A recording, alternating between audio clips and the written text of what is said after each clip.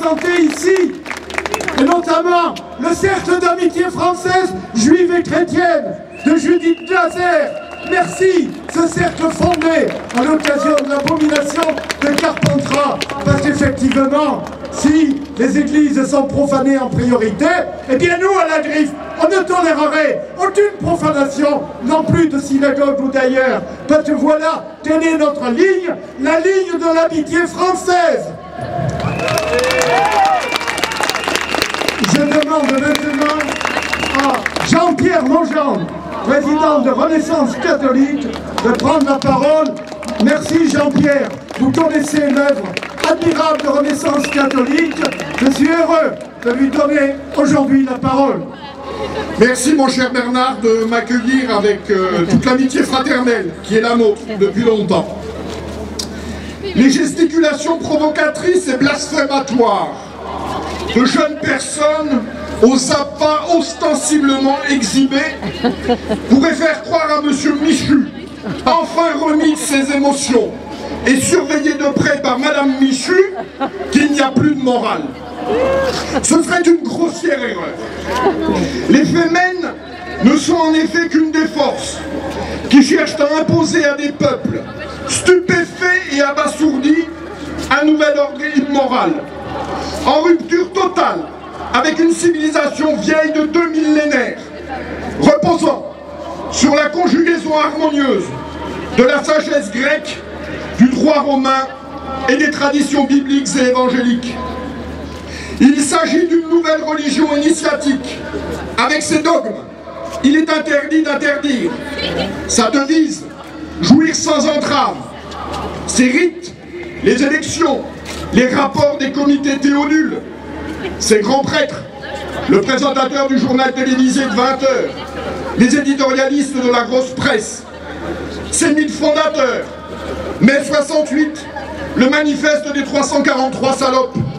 Ces saints laïcs, Jean Jaurès, le Mahatma Gandhi, Nelson Mandela, qui a droit exceptionnellement à un culte d'hyperdulie.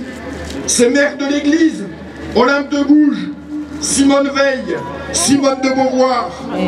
Ces péchés irrémissibles, le sexisme, l'homophobie, l'islamophobie, son grand Satan, l'Église catholique, apostolique et romaine, et bien sûr, sa sainte inquisition, dirigée aujourd'hui par la Trinité du Mal, Taubira, Valls, Payon.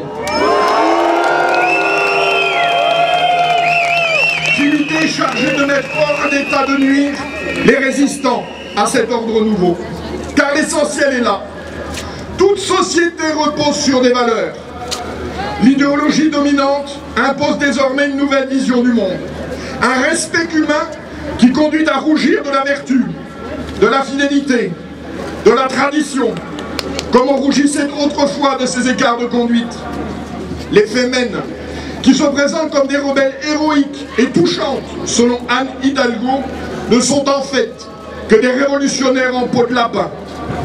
Elles exhibent leur sein, l'audace est limitée, alors que les kiosques en permanence et nos plages l'été sont envahis de rotondités dont beaucoup font plus pitié qu'elles ne suscitent la concupiscence.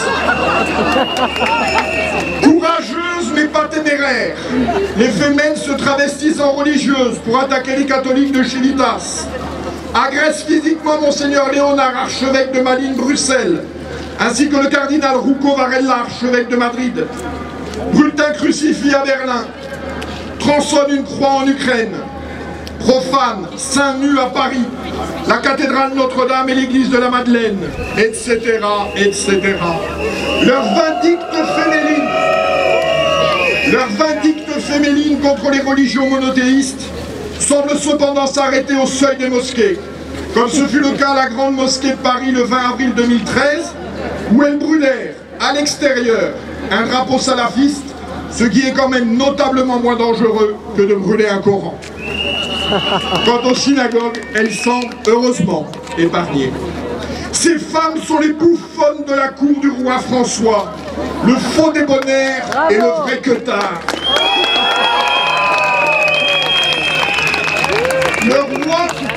Le Le roi tout-puissant n'a-t-il pas imposé le visage d'Ina Shevchenko, fondatrice des Femen, sur nos timbres-poste? Après que ses services lui ont accordé un permis de séjour, la journaliste Caroline Fourès s'étant occupée de son hébergement. La police de Manuel Gaz ne fait pas de mise en garde à vue lors des interpellations des activistes, et la justice de Christiane Taubira n'est pas pressée d'entendre ces dames. Tous les moyens sont concentrés sur les participants de la manif pour tous. Vous les comprenez, on ne peut pas tout faire. On a connu des pseudo-rebelles plus insoumises et plus persécutées. De l'exhibitionnisme des Femen à la théorie du genre, en passant par l'avortement libre et gratuit et le mariage pour tous, une même logique diabolique inspire ce nouvel ordre immoral. La volonté de bâtir un homme nouveau, délivré de tout déterminisme familial, ethnique, social, sexuel, national, intellectuel. Le seul déterminant sera alors, selon Vincent Payon, l'école de la République. Je le cite, matrice qui engendre en permanence des républicains pour faire la République. C'est contre ce nouvel ordre immoral totalitaire que nous sommes, avec nos familles, entrés en résistance. Face au pitoyable spectacle de harpie vibrionnante, que ces événements soient enfin l'occasion, pour nous, de rendre hommage aux femmes qui sont le cœur, l'âme et l'avenir de notre civilisation, nos mères, nos épouses et nos filles.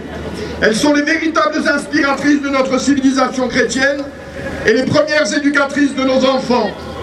C'est sur leur amour, c'est sur leur abnégation que tout repose. C'est vous dire que la victoire est assurée. Je vous remercie.